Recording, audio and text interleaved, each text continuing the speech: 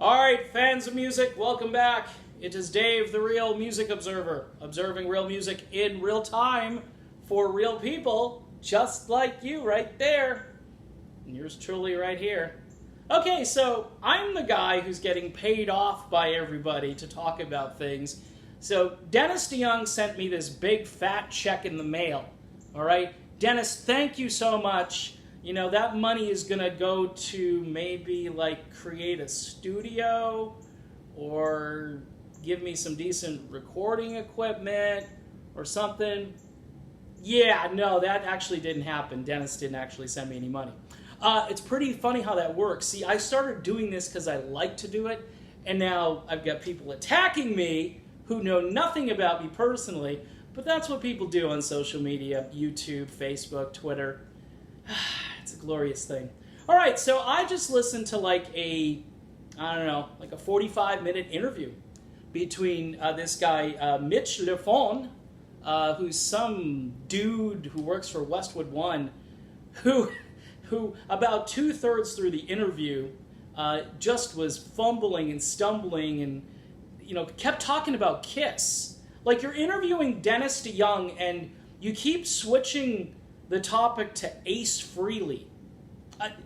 Hi, I'm interviewing Mick Jagger today, and most of this interview we're just going to talk about Paul McCartney, or we're going to interject or talk about other rock stars, even though I've got Mick Jagger. All right, so DDY, this was a blockbuster interview, and again, I'd rather be in agreement with the truth about this situation than have trolls tell me, oh, well, you're just getting paid by... Okay, yeah. You believe... Look, if it helps you get views, and that's your goal, you want to get views on YouTube, you want to make up stuff to get views, go ahead. That's fine. When I listen to an interview or I actually have someone like the band's manager contact me and say X, Y, and Z, and yeah, you're right on. They don't have to say anything else but, all that stuff you've been talking about, it's 100% correct. So let's go through a few of the highlights of this interview with Mitch Lafon, or Mitch Lafon. I may have left out an R. It's no big deal. Westwood 1, Canada, I think. And the dude, again, he just talks about Ace Frehley, and it's just a weird interview. Okay, so JY apparently wanted to keep going with Styx after Tommy left during the 80s, and Dennis DeYoung shut it down. Okay, and again, we're supposed to believe that Dennis was the most impossible person to work with or for, all right? But yet, he shows great loyalty to Tommy Shaw. By the way, throughout the entire interview, there's no mention of Tommy Shaw in a derogatory way. Of course, we did learn that Tommy was abusing substances, and that shows up, by the way, in the VH1 documentary, where Tommy goes, well, it's because of these robots I had to start self-medicating. That's actually not true, Tommy. Apparently you had an issue prior to the robots, but, whatever. Dennis says, hey, he's battling his demons, and whatever. All right, so all 4 band members were kind of ticked off at Tommy Shaw. Who'd have thunk it, right? Because if you watch the documentary, you find out that there was just a revolt against Dennis. No, apparently there was a revolt against Tommy. And they were mad at Dennis because Dennis didn't want to move on and find, like a Glenn Burtnick replacement right off the bat.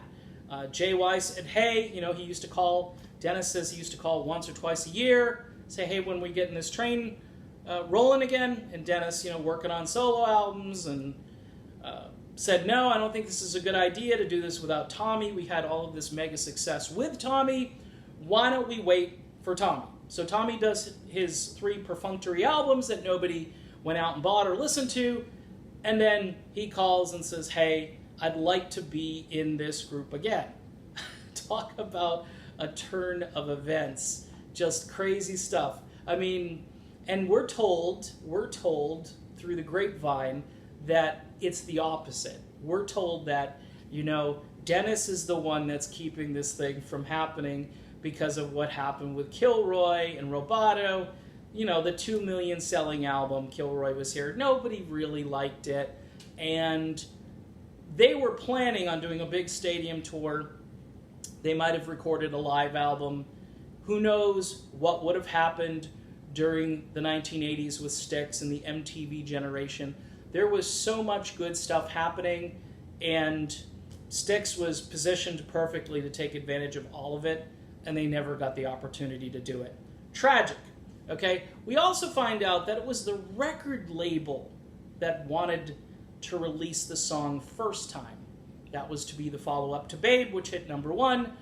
First Time was a little more schmaltzy, and they played little clips of the song on Behind the Music, probably the most, I guess, what you'd call soft rock, schmaltzy portions of the song to give the folks at home sort of the audio effect of this being some kind of a Barry Manilow record, which it wasn't, but, you know, Tommy had to say, well, we didn't need to go into Barry Manilow's territory. By the way, Dennis makes a good point.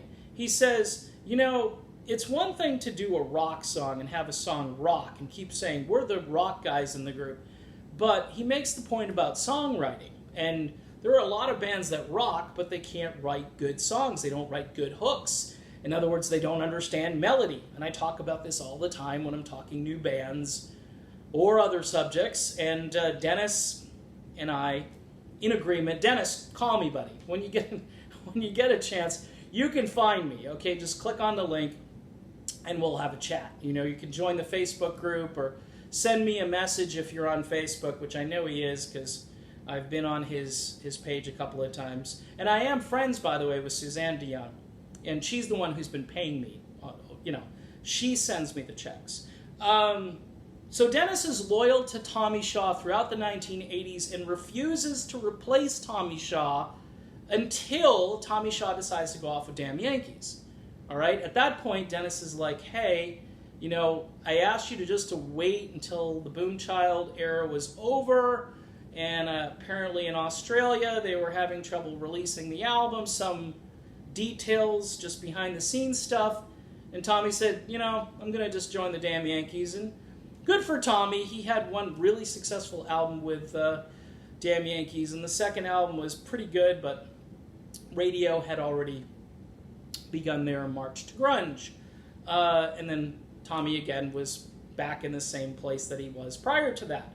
Of course, JY was insistent upon Styx returning, and they agreed to get Glenn Burtnick in the group. Edge of the Century comes out. Song hits #3 in the charts. Show Me the Way, a tune that Styx doesn't currently perform, as I mentioned last week.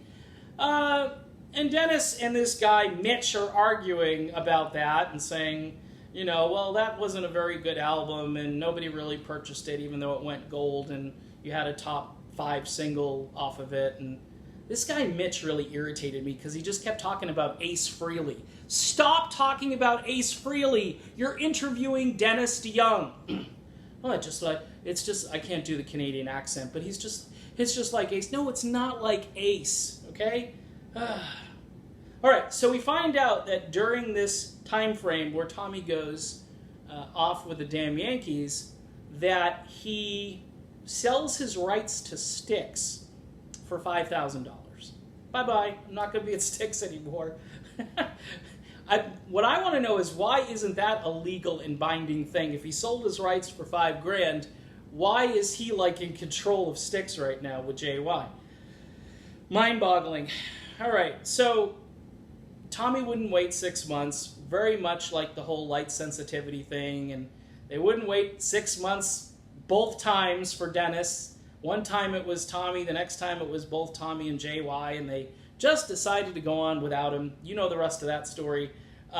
Behind the Music, Dennis is really hot under the collar in this interview about Behind the Music, as, again, it does this narrative where either Dennis is hard to deal with or uncooperative, or he's subject to get sick at any moment, Or the other one is he doesn't like to tour, but he likes to run around and do Hunchback and tour and create an album all at the same time.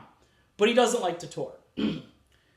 We learned that Brian Setzer actually called Dennis DeYoung, which is a real oddball combination. Imagine Brian Setzer in Styx. No, but it's interesting. I liked it. It was interesting information. You could do a whole video. Hey, Brian Setzer wanted to be in Styx. Brian, stick to the Stray Cat stuff, buddy. I love all that music. But I don't think it wouldn't have worked, I don't think, in Styx. But who knows? So that's my video on this it was a very long interview. If you can find it, it's Westwood 1 Canada, I believe. And again, this dude's name is Mitch Lafon. And he wasn't bad the first part of the interview, but about, I'd say, 2/3 through, there were a lot of awkward pauses, and the way he was almost combative with Dennis in Dennis presenting truth to this guy. If I were on the other end, I would have been like, holy crap, Batman, this is amazing. But this guy, he was too busy trying to talk about Ace Frehley. All right, I'm done. I'll be back soon. Wow. See you then.